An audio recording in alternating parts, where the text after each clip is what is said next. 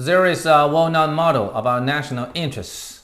We have no eternal allies, and we have no perpetual enemies. Our interests are eternal and perpetual, and those interests it is our duty to follow. Which was from the former British Prime Minister, Henry Palmerston, who served as Foreign Minister for 3 times and twice as Prime Minister. During the First Sino-British Opium War in 1840, he was Foreign Minister, and Hong Kong was taken away from China. When the Second Opium War occurred in 1860, he was Prime Minister, and China's imperial garden, Yuan was blazed up. About the interests, China also has a saying, such as, "One will never get up early without something gained," similar like, "Early bird has a worm." Hustling and bustling, and everyone is for something, which implies that nowhere in the world is without the issue of interest. In the book of Politics Among Nations by American scholar Hans Morgenthau, it says, "The concept of national interests is the main signpost that helps to find its way through the landscape of national politics." In diplomacy, the word that is being mostly mentioned is national interests. So it is regarded as a universal currency in international relations, and it can be applied to all nations, whether in the East or West, past or present, authoritarian or democratic. The concept of national interest is a comprehensive overview to all values. In reality, it is hard to define due to its being broad and uncertain, for it covers too much rather than too little, yet it does not deny its importance as a core concept. National interests usually apply to foreign policy, yet also works to domestic politics, which is often called public interest or overall interest. It is a compound word with 2 parts by nation and interest.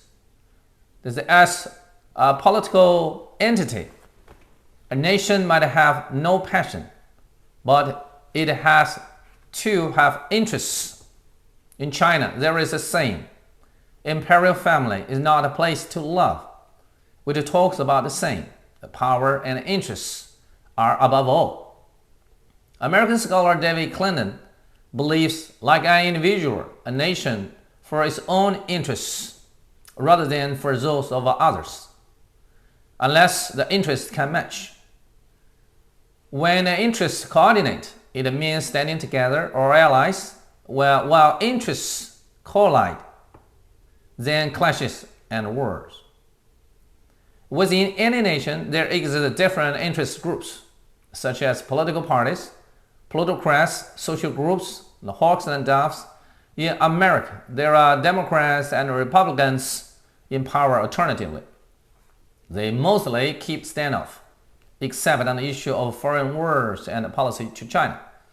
The military industries hope war continues, for they make more money because of war. And currently, they would like to provide more military assistance to Ukraine and to keep the war as long as possible. Yet for some other civilian industries, such as hospitality, hotels, restaurant, food, and beverage services, the worst indicators indicate recession in the economy. As to Ukraine, we know it had been part of Russia in history, and most of the people can speak Russian, and more influences from the West, and 2 factions emerge, with pro-Russia in the East and pro-Europe in the West. And actually, the first priority of Ukraine national interests is the unique geopolitics with natural resources and the market of Russia, the technology and investment from the West, the keeping independent and neutral, the focusing on development and the people's welfare, than being the bridge between the East and the West, rather than the battlefield among Russia, America, and Europe. Today, millions of Ukrainians fled abroad, so many people killed and homes destroyed. Ukrainian government cannot stand without foreign assistance. Totally hopeless. As a saying, lack of future concern will bring the trouble soon. It is true to a person, also true to a nation. A nation has its instant interests and also has its long-term interests. Like China's open door policy and a market economy that have achieved great accomplishments. They are based upon a 5-year and a 10-year state development plans. At the beginning of this April, China's large transportation aircraft UN-20 arrived in Serbia in Europe to send air defense missiles for over 20 sorties, which showed China's global military power in delivery. As to this large airplane research program, it had once been abandoned with the belief that making itself is not as good as buying it, and buying it is not as good as renting it, focusing on quick money and free from research. But with one thing forgotten, as to the vital items, other nations might withhold something, such as the high-techs and iPhone chips. As a big power, you will surely have your own trump cards for long run. For America, its long run is to keep its global superpower and leadership, at least in the West, which requires some prerequisites, as America keeps as the beacon of democracy and freedom as it declares, and stable economy and a financial system, a mighty military power, and diversity in culture, and as a melting pot for all nations. American presidential election every 4 years is sometimes called political game for the rich people, and often follows with the accusation of election fraud, and even riots in Congress as to governmental transition can't be done peacefully, and American democracy and freedom became a laughingstock. The financial crisis in 2008 and COVID-19 and the war in Ukraine and had worsened the American economy with inflation. The annual military expenditure over $800 billion still cannot guarantee its national strategy, such as wars in Afghanistan and in Iraq. The deep-rooted hate crime and self-superiority deprive so many Americans of their understanding what is equality, reciprocity, cooperation, and win-win. If these practical issues can't be settled, its long-term interests will be impeded. Besides, a national interest can be reviewed in politics, economy, military, and culture, etc. First, political interests. Chinese always say there is nothing small in foreign affairs, which implies national honor and dignity. A nation's position in the world will represent its political interests. In UN Security Council, there are 5 permanent members: China, Russia, America, Britain, and France. These big fives are also nuclear powers with veto privilege.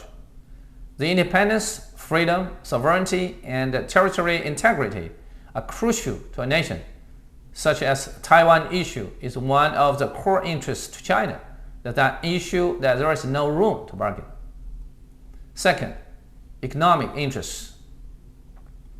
During the 2 world wars, the big powers grappled for a sphere of influences, colonies, resources, and markets. After World War II, it was established the Bretton Woods system based on US dollar, with World Bank, IMF, the International Monetary Fund, and the GATT, that a general agreement on tariffs and trade. America once controlled 80% of the world's gold reserves. In 1973, America arranged dollar settlement for global oil import and export.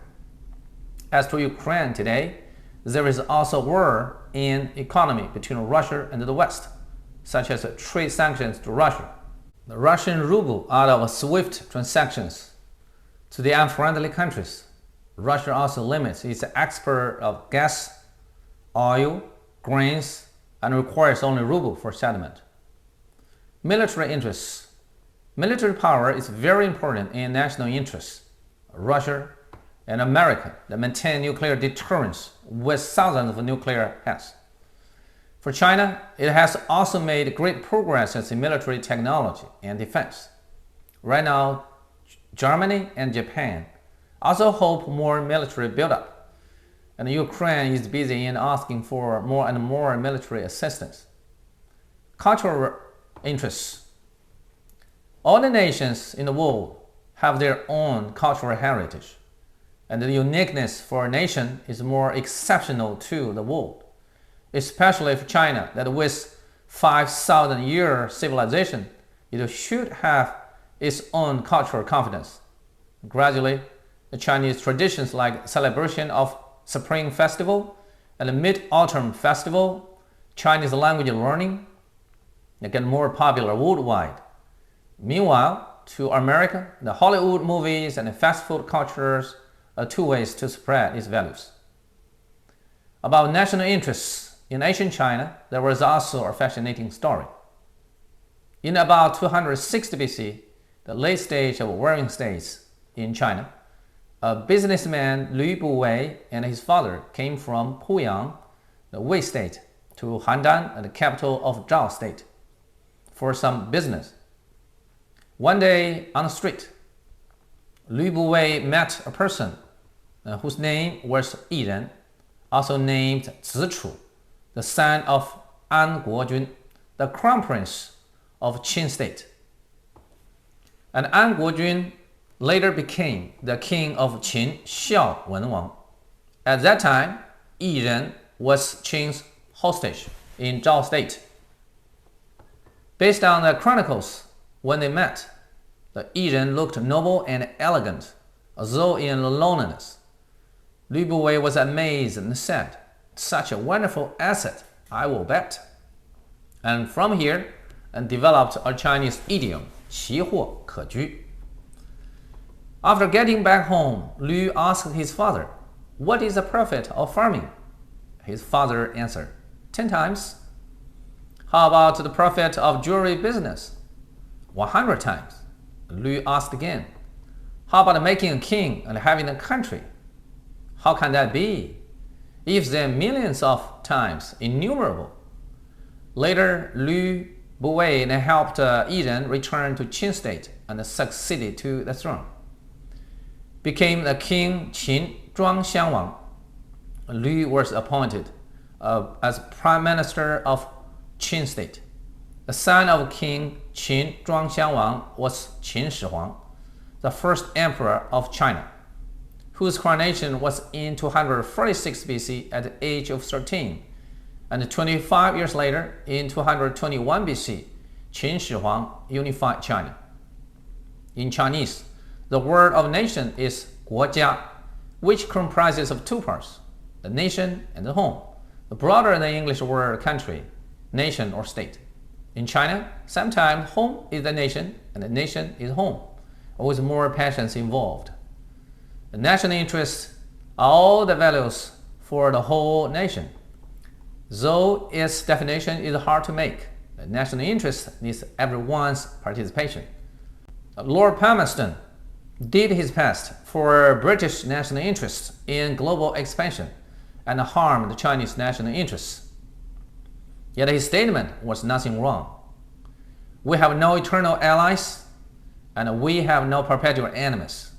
Our interests are eternal and perpetual, and those interests it is our duty to follow. It is true to Britain, true to China, and also true to all other nations. Thank you for your time, and see you next session.